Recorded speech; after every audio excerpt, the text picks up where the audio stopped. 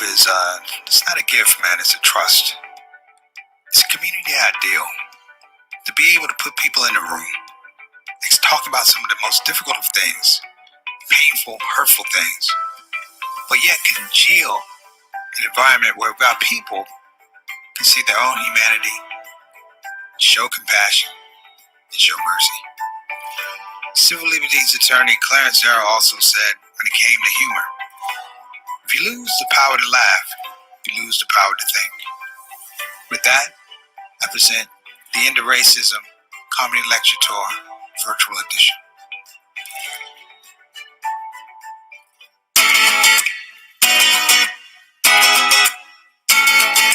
I think racism is the reason why you never ever see any black people in tanning commercials. You're laughing, but if you went to the local pharmacy, you saw a cardboard cut out of me with some suntan lotion, you'd be confused. It's a killer. They don't tell you this. It affects everybody. Guess what? Racism affects white people too. But they don't tell you. That's why I'm here. Work with me here. Black people got Black History Month. I'm Muslim. Muslims have Ramadan. Latinos have Latino Month. Asian. What do my white brothers and sisters have? Nothing. You don't have a Caucasian Awareness Month or Black Appreciation Day or a Rain Day or a Dark Day or a Rich Month or Holy Family Help or Pale Cause. Nothing. Put out your right hand. Extend 5 fingers. I call this the fives. It's about thinking about language. Freedom. I believe there's always 5 letters to let us know just how close we are. 5 letters. Think outside the box. Here we go. You can count on it. 5 letters. I believe we all exist. EXIST. Here on earth, 5 letters by virtue of the fact we're all human nature remain. Therefore, it doesn't matter whether you're black 5 letters, white 5 letters, Asian 5 letters, or Latino. I like the older A stuff. True. I'm Muslim, you know, I follow Islam, that's 5 letters. If you Christian follow Jesus, if you're Jewish, you get Torah, 5 letters too. The point of this is, as good as the sound is always going to be hate, and it's 5 letters too. Because our power lies in our unity, U-N-I-T-Y. And a hater, you know how a hater is.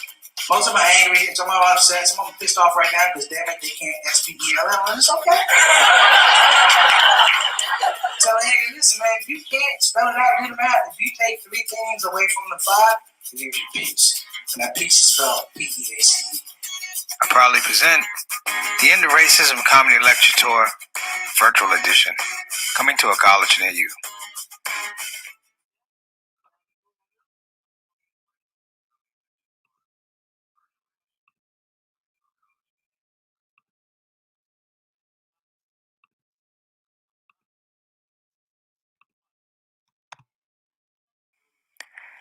Hey everybody, Assalamu alaikum. Hope you're having a wonderful day. Make sure that you hit the subscribe button and the notify button so you know when you're getting new episodes. And we just want to grow this project. I thank you in advance. Without further ado, let's get it rolling. The Shout Out Show.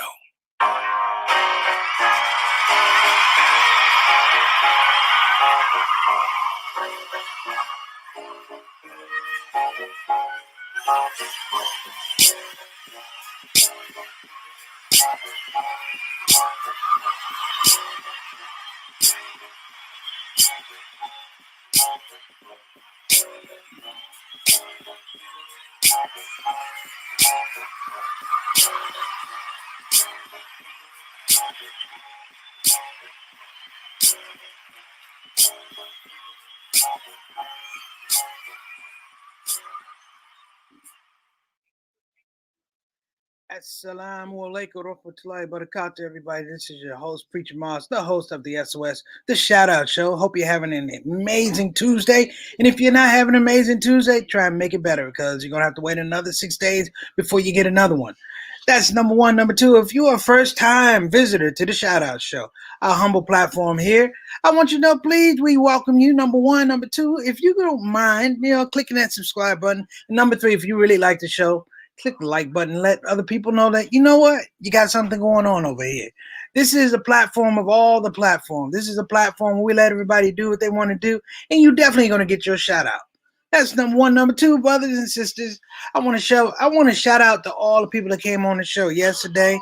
We had our 200th episode, and it was an amazing episode, if you will.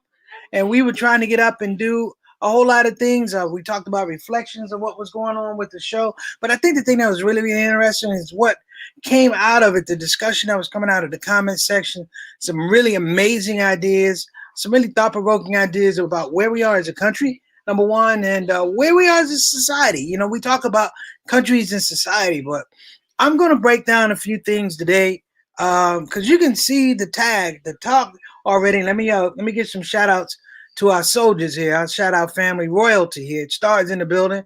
Sister Ree from around the corner and Sister Rabina Chowdhury. Thank you so much for coming on the show. Today's show is interesting because I began a little talk yesterday about where we were as a country, and I broke into this whole idea about, brothers and sisters, we have to understand the long game, the long strategy of some of the things that we're seeing. Up to this point, we haven't gotten a confession from our good old President Donald in the Funk Trump. We haven't gotten a confess. I want to say a concession from him, but it's almost like a confession. We haven't gotten that from him yet, and there's a reason, brothers and sisters. And it goes to what we were talking about yesterday. It was really this whole idea of what the long game was. The long game, meaning the long strategy for what you're seeing. I don't have to tell you guys, because most of you are pretty smart. We all know that essentially, we'll give a shout out to Sister Ika all the way from Indonesia, and Brother Ataf Rashid from Toronto. What's going on, brother? Shout out to you. Sister Sultana coming through on the Permissible Laughter track. I appreciate you, sister. The thing that we're doing right now is what we've been predicting to do, which is to be waiting, to be patient, to play a game that's built on the premise that we're going to treat the idea that this election is fair, that this election is open to all of us, that this election reflects the will of the people. Clearly, at this point in time, we know that it's not reflecting the will of the people. And so you say, preach, what is it reflecting? Okay, it's not reflecting the will of the people. What it's reflecting is a governmental structure that is counted on us doing the same thing over and over and over again with the same results. With the same results. What am I talking about? We are in a situation, we're looking at reverse servitude. Let me say this again, particularly for white people. You are in reverse servitude. You are in a reverse indentured servant aspect to your political process.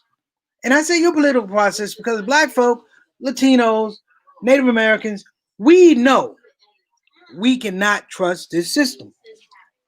So what you have now is, it's a quotient now. Mom, Miss Eleanor, we keep it down a little bit. Thank you, ladies. That's what happens when you're at home with your mom and her friend. God bless them. I love those two ladies. But let's get back to what we were talking about, brothers. This is what this is. It's a reverse indentured servitude that the white population is going through. Let me explain. Many of you know the whole idea of an indentured servant. Before there were slaves in the United States, you had Europeans who basically gave up years of service to come to the United States. They were indentured servants. So they would work a certain amount of years, not as slaves, but as labor, as a part of paying off the travel to come over to the United States. It might be 7 years, 8 years. But as that petered out, the whole idea of free labor came. So you didn't have any more indentured servitude. What you had is a situation where they had to barter for things differently. They had to barter for things in a more creative way. And that creative way was, how can I make myself valuable in the system of slavery? Now, I'll put a pin in that. Jump forward to the first Reconstruction, which is the aspect of freed African American slaves being able to vote. And that lasted for a while. You got to do your homework. I keep telling people, go back to the late 1800s in Wilmington, North Carolina, and look at the black politicians and the power that they had. What we have now is a political body that is Democratic, Republican, but it's not inherently parties that serve the people. Democratic, Republican, but inherently they don't serve the people. The political process, if you want to know, is geared towards, I want to say, sustainability. It is built to maintain a status quo, and that status quo does not It doesn't include you unless you contribute value. That's why as serendipitous, you always hear talk about rebuilding our middle class, but they never say rebuild the poor. Do you ever notice that? We're going to rebuild our middle class, but they never talk about the poor. What about the poor? And the reason they don't go into aspects of the poor is they've already conditioned themselves to think that the poor don't have value. Turn the page. Here we are in 2020. We just went through an election. I'm going to give a shout out. Long game is to go from democracy to actual democracy. The will of the people starts at the community level until communities come together at the grassroots level. Can the country be rebuilt? Now, here's an interesting thing. Walaikum assalam warahmatullahi wabarakatuh. Thank you, Sister Santiago. I appreciate you. The thing now is you've had an election, but now you're going to learn the real political process. So all the things about a fair election and your right to vote and your citizenship, it gets thrown out of the window because there's a place called the Electoral College. And it doesn't matter how much money you have, how good your grades are, you're not getting into the Electoral College. And what we're going to find out over the next couple of weeks is that this Electoral College is a flawed concept. It's a very flawed concept. It was built upon the aspect that these elections only get to a certain place. Van Jones from CNN had a very good TED Talk. We talked about the aspect that in elections, for however many years we've been having elections, the main thing that signaled transition from one president to another was what? You guessed it, the concession speech. Ironically, the concession speech is not a part of constitutional law. Nobody has to give it. It's just a tradition that's done in the idea of holding up stability of the government, law, tradition, equity, and the democratic process, all those things. But my point is, what happens, brothers and sisters, when you get an individual who doesn't care about that? Oh, here's something right here. They have found 90 days after serving COVID, mental illness settles in. I don't know. I don't know, Sister Sultan. I'm not sure. I'm not sure. Welcome to the show. But I will say this though. Having gotten what I believe was COVID, it was weeks before I got my legs back. I mean, the ability to run, the ability to have conversation. Like I couldn't do a 10-minute talk after COVID. Had to go see a pulmonologist about my breathing. For the first time in my life, someone gave me inhalers. I'm like, I'm not asthmatic. It was like, you could have fooled me. But that was the thing. And so, in some regards, we have an illness of our political system. We keep talking about the virus, the COVID-19 virus, the coronavirus, but we're not talking about the political coronavirus that set in and besieged us all over the country. I was talking about the reverse indentured servant. That's the white voter. That's the white voter. Now, I don't mean it as racial, but I'm going to break it down as much as you can. That's the white voter that believes in this system. First and foremost, Black people, Latino people, Asian, we vote in elections because we have to. We vote in elections because we believe that our situation will get epically worse, if you will. So when you start thinking about that, we now have a situation scenario where the politics are flawed, the politicians are scared, and even three, they know they're wrong. They know there's no moral standing to do this on. They know there's no ethical standing to do it, and they don't care. And the reason why they don't care is that they've resolved themselves to the fact that the law, as flawed as it is, will allow them to continue doing what they want to do. Did you know? An election is not an election until when? The votes get certified. You're talking about December, brothers and sisters. December. Votes getting ratified in December. Did you know that there are electors that go to the, you guessed it, Electoral College, and if they don't have certified votes, then they can say the votes from this state don't matter. Think about Georgia. Someone can go with a little nudging.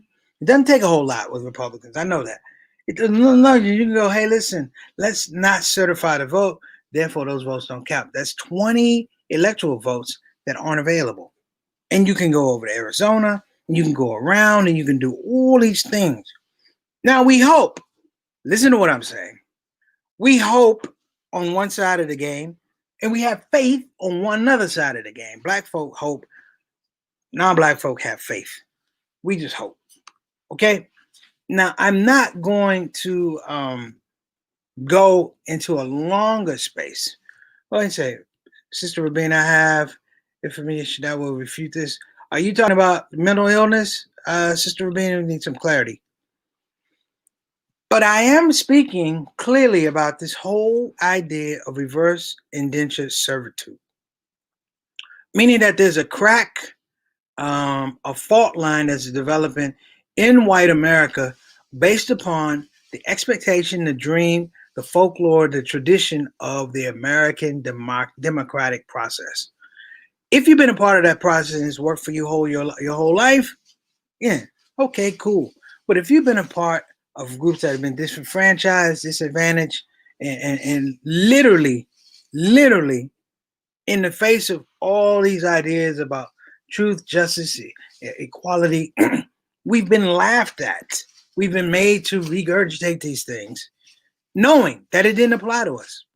Knowing that when I was a kid and I said the Pledge of Allegiance, I only said it because if I didn't, it was going to be a problem in class. I said the Pledge of Allegiance. That the whole term, one nation under God.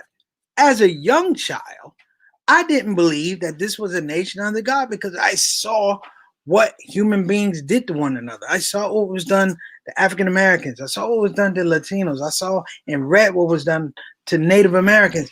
That was not a grouping or a term that I felt earned the moniker one nation under God, because you weren't under that.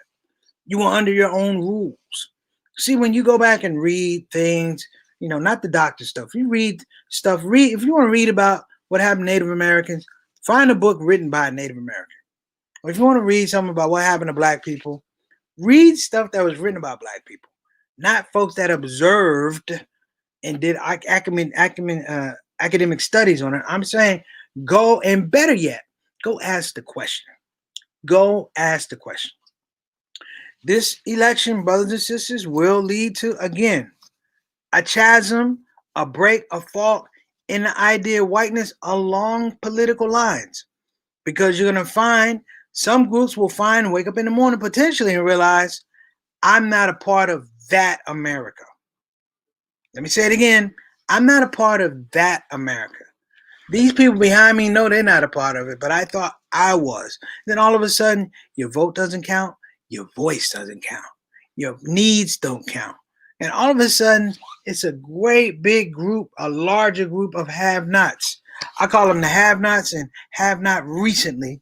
Now it becomes this situation and scenario whereby we have a whole lot of people who look and who are angry and who are protesting.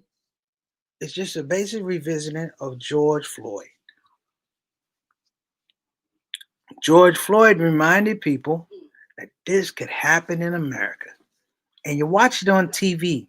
It wasn't the whispers of the 30s and 40s, black folk on their porch talking about, what happened to the Johnson boy, but nobody would say. They all knew what happened to the Johnson boy because he suddenly, down in Tupelo, Mississippi, he didn't show up. He wasn't around anymore.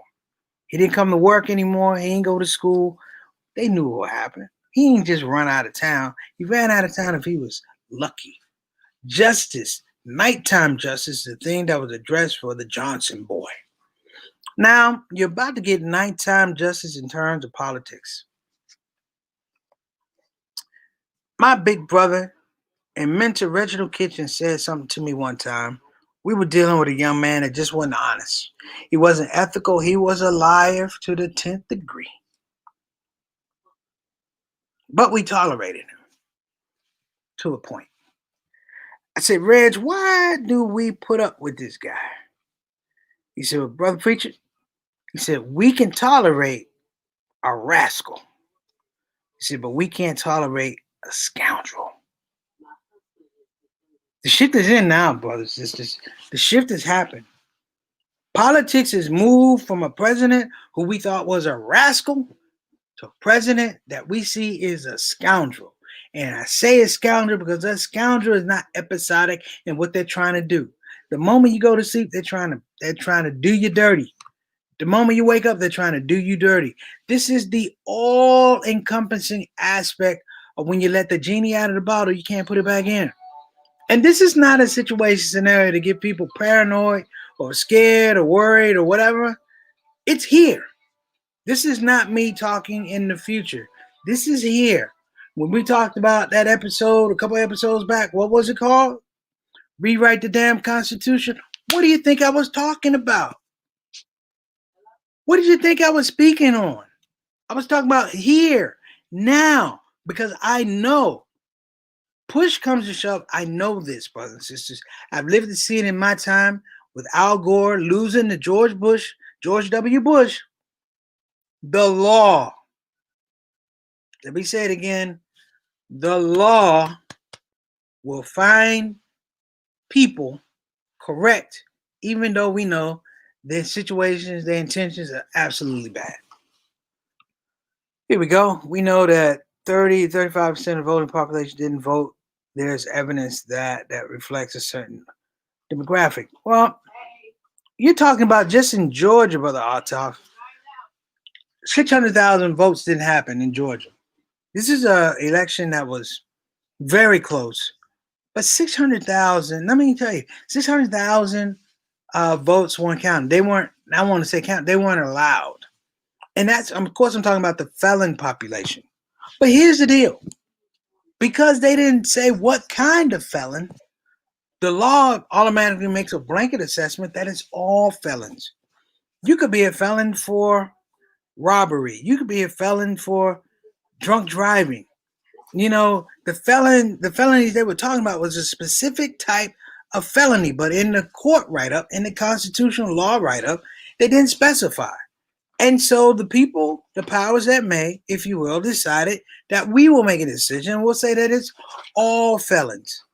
Come on, brother. You can't do 25, 30 years in prison and come out and somebody tells you that you didn't pay your debt to society, that you can't be a citizen, that you can't engage the process of, I mean, if you're a felon, I feel bad because I know that the deck is stacked against you. Now that same deck is being stacked against a majority of white Americans here in the United States.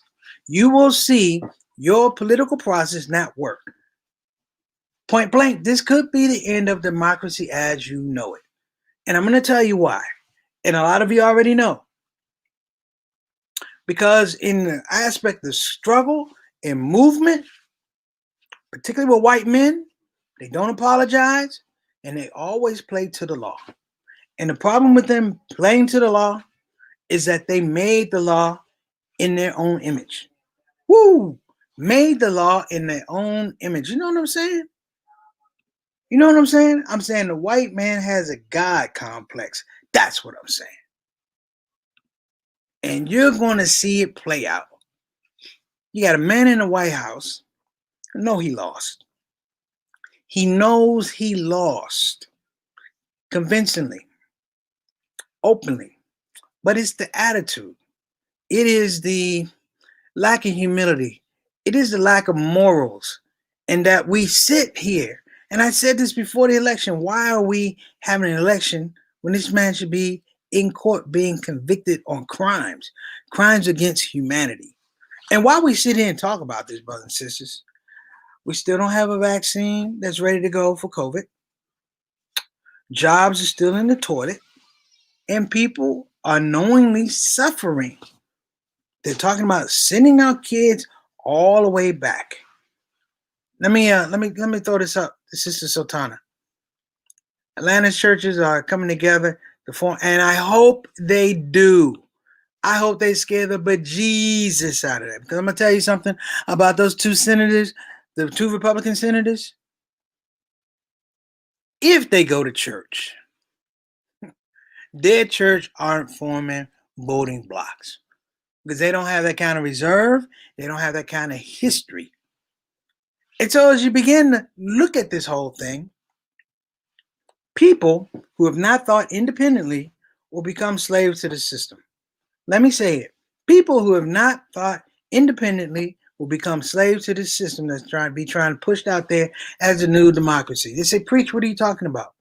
I'm talking about the people that show up at the Capitol in the capital of Michigan with open carry that try to kidnap governors. I'm talking about people who roll up to polling places in Philadelphia trying to get the vote right. I'm talking about people who are in absolute and utter denial about the realities in front of them. You can tell them it's raining and they would tell you it's a sunny day. And that speaks to the heart of this whole situation, that people are corrupted. When I say corrupted, I mean corrupted in the way your heart is broken. You have been led to a level of despair where you can't, here it is, wait for it.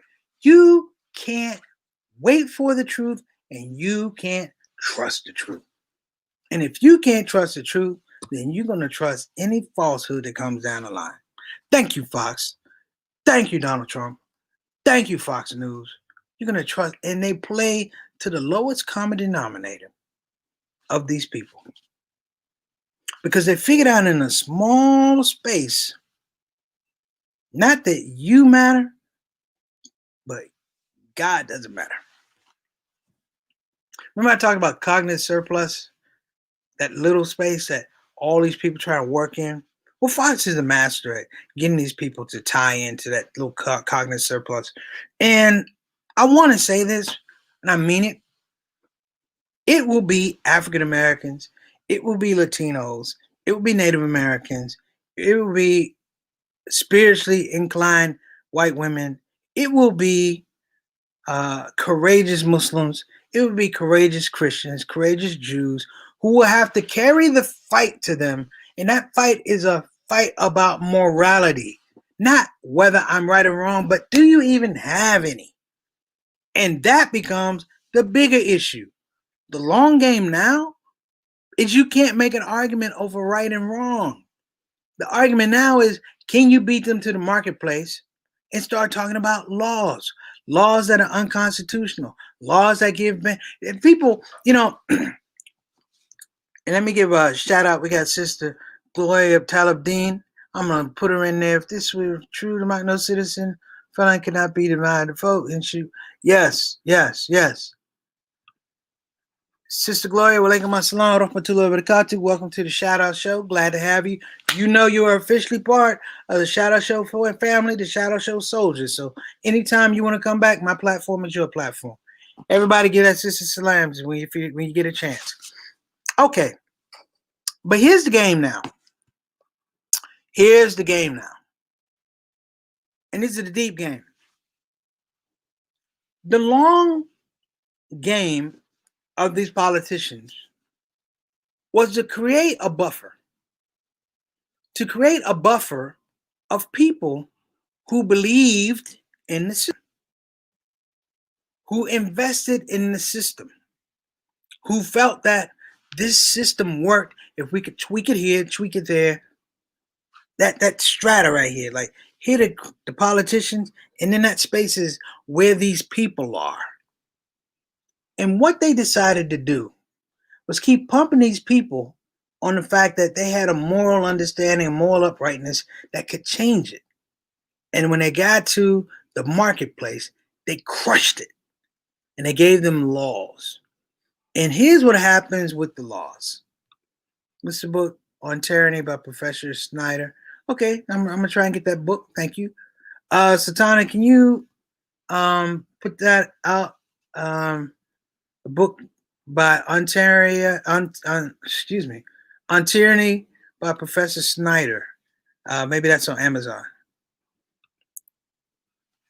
But here's the deal about that buffer that's been between the government and us, the little people, the black people, the people of color, the poor people, the oppressed people, is that they knew as long as they had these people who were self-righteous and didn't feel oppressed, as long as they had them there, it was okay.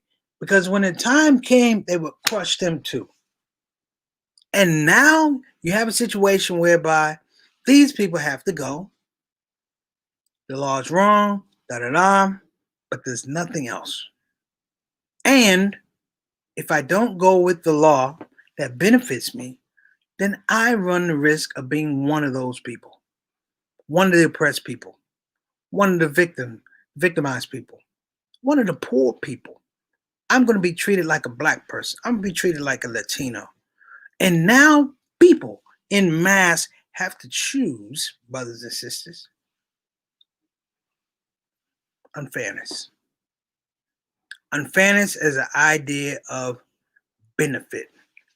Okay, let me give a shout out to Sister Gloria Dean, all the way from New Jersey, Garden State. Thank you for coming, Sister Gloria. Appreciate you.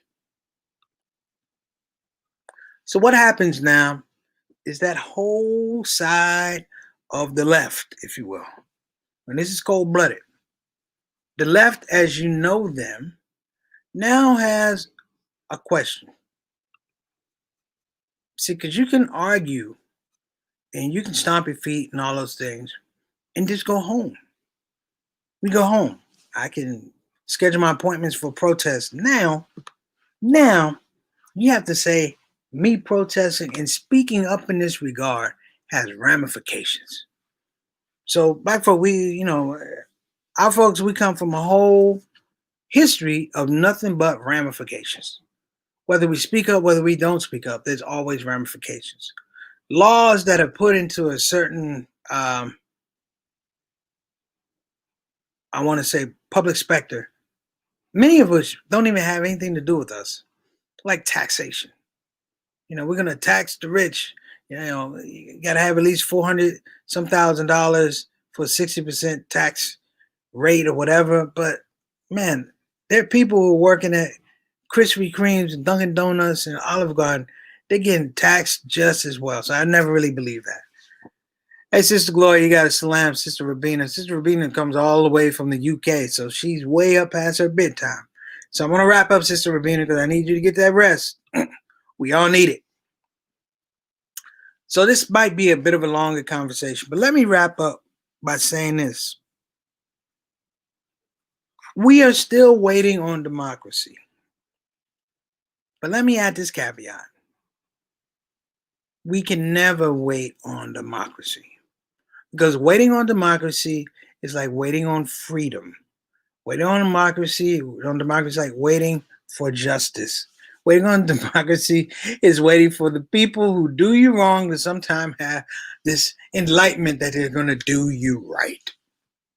And when they do you right, after doing you wrong, they're going to tell you that they're doing you a favor. Flip the script, brothers and sisters. Flip the script. Now, who was it that said that Atlanta?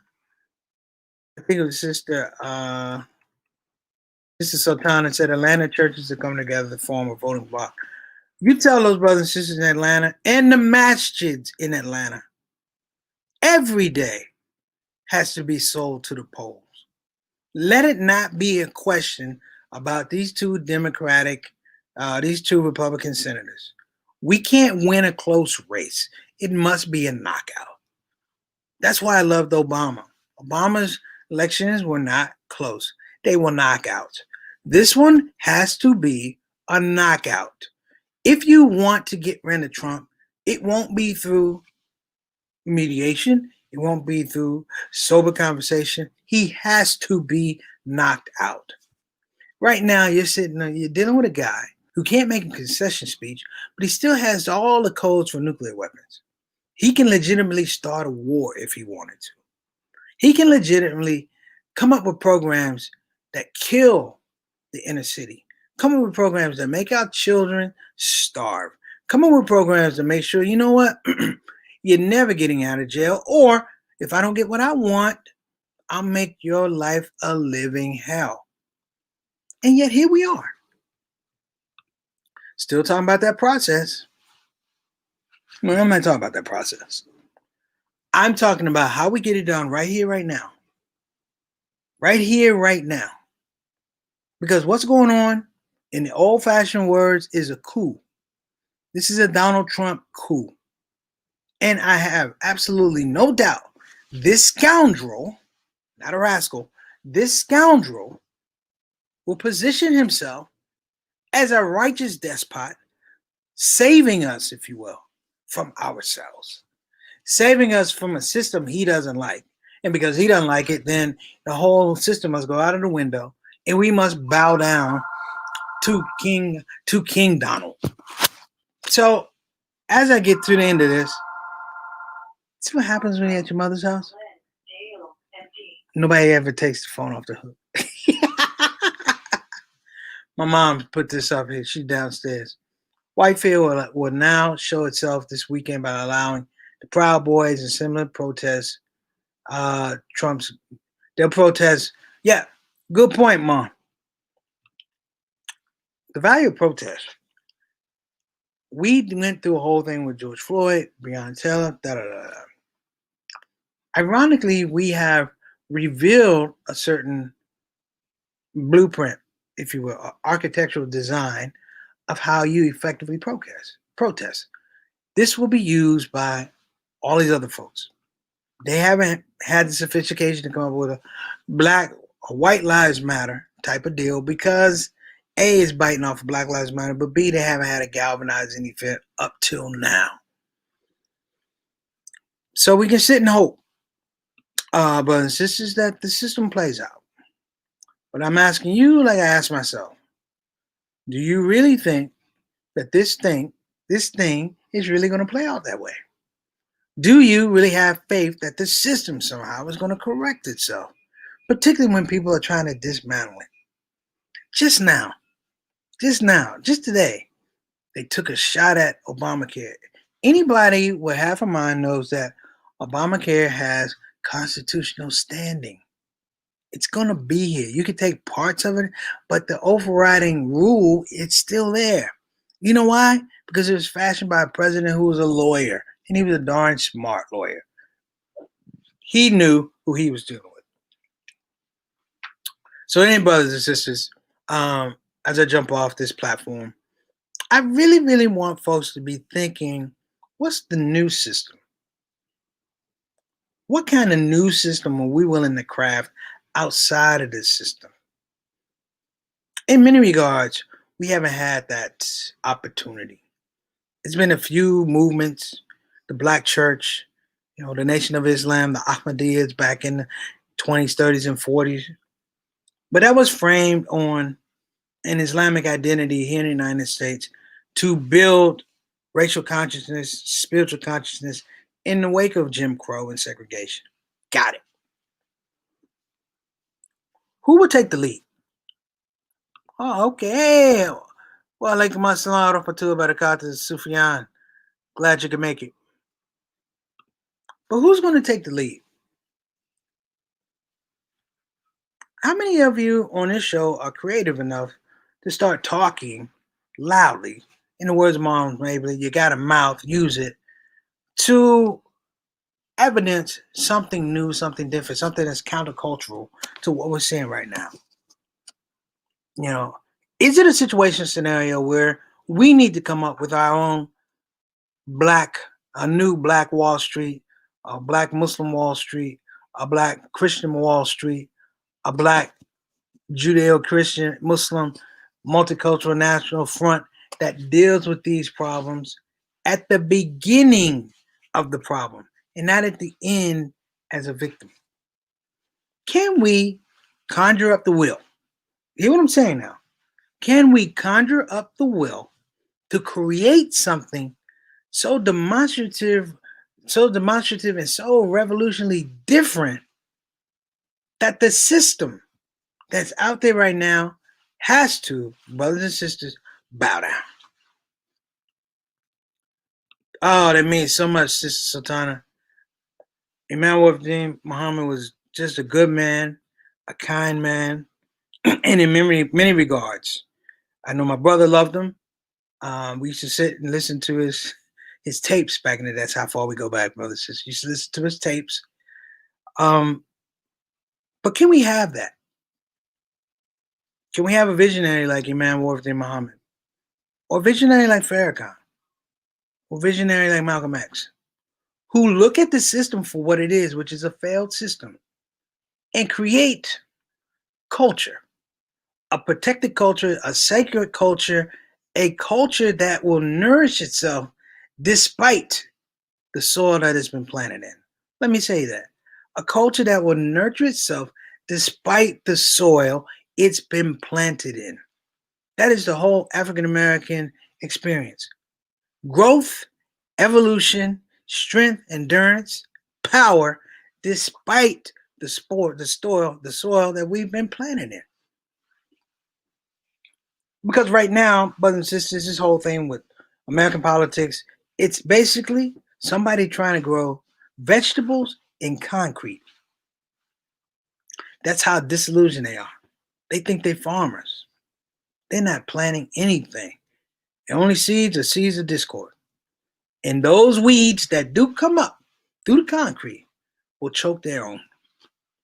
I don't know about you, but I don't plant seeds in concrete. However, some people do. So let me say to give this comment from Sister Me. Yes, it is time for a Black Wall Street and specific employment codes that must be written into employment contracts with Black people. Yes. But let me say this. Black people have to orient themselves to some basic ideas of, going back to it, do for self. Do for self. And why I always love the term do for self? Because it didn't mean the action per se. It meant the investigation. It meant the fact finding. It meant the details. And if we can get back to that point, we won't need a Donald Trump. We won't need a Joe Biden. You know, I'll end on this. The relationship that my Native American brothers have with America is so diabolical. It's criminal. It is criminal. But it's built upon misinformation. And that misinformation was how was it given to my Native brothers, Native American brothers and sisters? It was given to them in laws that they didn't understand. They said the Brooklyn Bridge was sold for some beads. Yeah, they like beads, give them beads, but have them sign this. And so when they did learn about contracts and when they did learn about laws and property and real estate, it was too late. And what did they say? Well, you signed the paper, it's the law. You know, Native Americans sadly are bound to treaties. Treaties which frame where they can live. You know, they're on reservations because of treaties.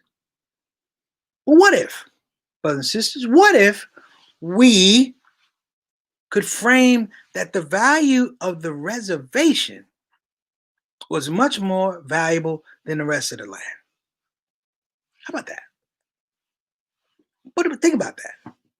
What if we could do a valuation of the land, the holdings, the philosophy, the education, the culture, and stop giving it away and let it mature?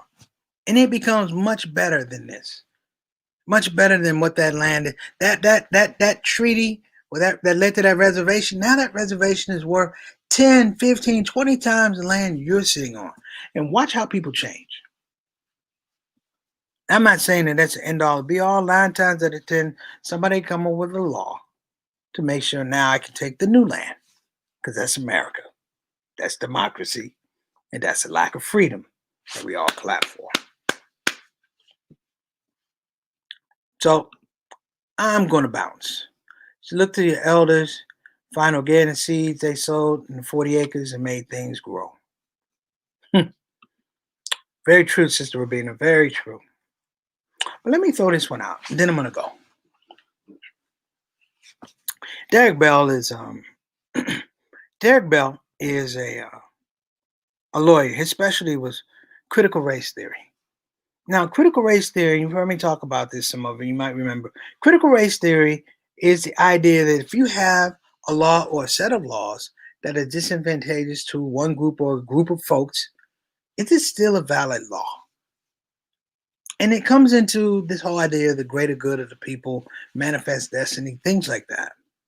But is it still, if you're talking about fairness and equity, If you know that the law is disadvantageous, is it a good law? Well, no, it's not a good law. However, you still have hundreds of those representations of it not being a good law, but it stayed on the books. It stayed on the books. Why does it stay on the books?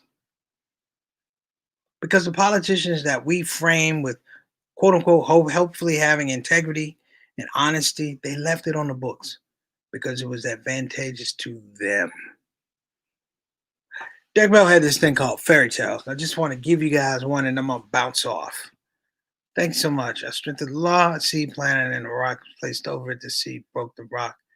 That's a law. Yeah, that's a powerful statement, sister. But the folks I'm talking about, them seeds ain't coming through their rock system. I'm sorry. Those seeds are just wasted. You go pick them up, put them in some soil, but they can't tell soil from concrete because they're not farmers.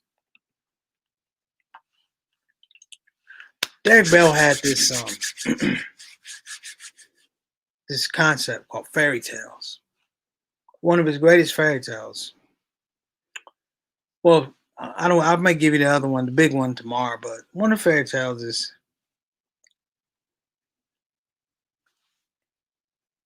there was a sea discovery,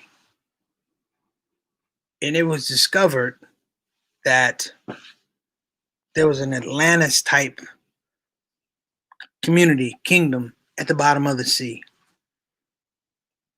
and the powers that be wanted to get to that kingdom, so they tried to develop all kinds of technology and transportation to get down into the water to get that kingdom, to get to that kingdom, and nothing worked. And they lost hundreds of lives, people being testing and transportation, and nothing worked. So after everything, they said, "Well, we've done our best. We got nothing to lose. Let's see if maybe the black people can go." And they took a group of black people and they put them in this contraption, a contraption where they put white people in it. They died. They didn't make it. And this group of black people got in this contraption against their will. And they made it all the way down to this kingdom under the sea. All the way down to this kingdom under the sea.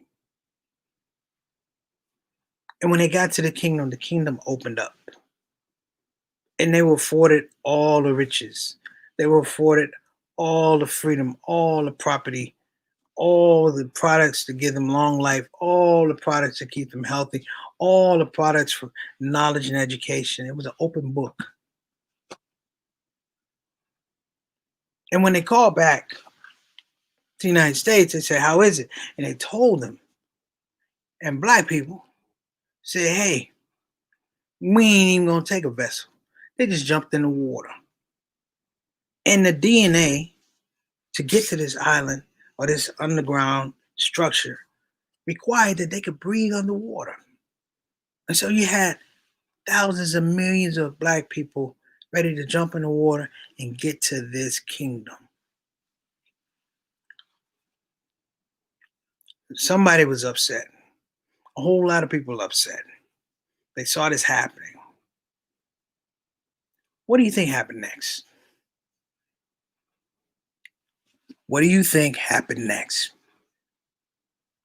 I'm Preacher Mars. That's a shout out show for today. Hope everybody has a blessed day. Think about that question because I'm going to bring it up tomorrow. That's your homework, if you will. Your first piece of homework from the shout out show. What do you think happened next in that scenario? See you guys tomorrow. God bless. Assalamu alaikum wa rahmatullahi wa barakatuh. Take care now.